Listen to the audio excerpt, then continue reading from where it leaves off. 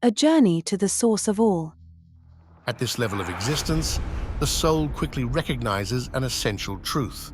We are not separate entities, but integral parts of an infinite force that encompasses all that exists. This force, often referred to as the Source, does not judge or discriminate. It is simply the origin of all things, a creative energy experiencing itself through every being. Upon crossing this threshold, many souls feel a profound connection to something greater, something that transcends any earthly understanding. There is no place for notions of superiority or hierarchy. There is no higher or lower, no better or worse. Everything is a perfect expression of this infinite force we call creation. However, not all souls immediately reach these elevated planes.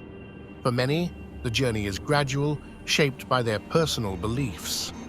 Concepts of heaven and hell, so present in our cultures, are merely projections of our own consciousness.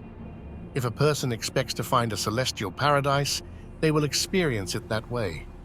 If they fear eternal punishment, their mind might construct that illusion. But it's crucial to understand that these realities are not absolute. They are temporary creations, reflections of our own perceptions. Death as a return home. When we understand the nature of this process, we stop fearing death. It is not a dark end, but a return home, a reunion with our true essence. In this state, each soul retains its individuality while simultaneously experiencing unity with all that exists. Those who reach the higher astral planes describe an indescribable sense of completeness. It's like waking from a dream, realizing there has always been something beyond, something the physical world can barely hint at. Here, the soul not only exists, but thrives. It can explore, create, love, and learn without the limitations imposed by the density of matter. Preparing for the moment of transition. Although death is a natural process, not everyone is ready to face it with serenity. Throughout our lives, we accumulate attachments, fears, and beliefs that shape our experience when it's time to depart. This is why cultivating higher awareness during our earthly existence can make a significant difference. Practicing detachment doesn't mean rejecting the world, but learning to see it as a temporary stage, a rich experience that enhances our essence but doesn't completely define it. Reflecting on our beliefs, questioning them, and seeking deeper understanding helps free us from limiting ideas that might condition us at the moment of death. It's important to remember that we are not alone on this journey. Often, those who have crossed before us, loved ones, spiritual guides, or even aspects of our own soul, manifest to help us during the transition. These presences are not hallucinations or fantasies. They are expressions of the eternal connection we share with all that exists.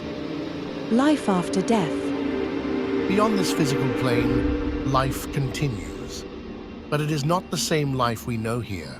It is a state of existence where time unfolds differently, where emotions and thoughts are the forces that shape reality. Each soul has the opportunity to choose its path, to explore new horizons or return to experience another earthly life. This cycle, often called reincarnation, is not an obligation, but a choice.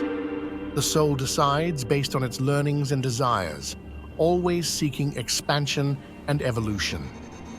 The true meaning of death. Thus, death is not something to fear, but to revere. It reminds us that we are much more than physical bodies, much more than our earthly worries and achievements. We are eternal beings, part of an infinite whole, experiencing itself in unimaginable ways. Accepting this not only transforms our perception of death, but also changes how we live. It invites us to cherish each moment as a valuable experience, to love unconditionally, and to seek truth beyond appearances. Because in the end, death is just the beginning of another chapter in the infinite journey of our consciousness.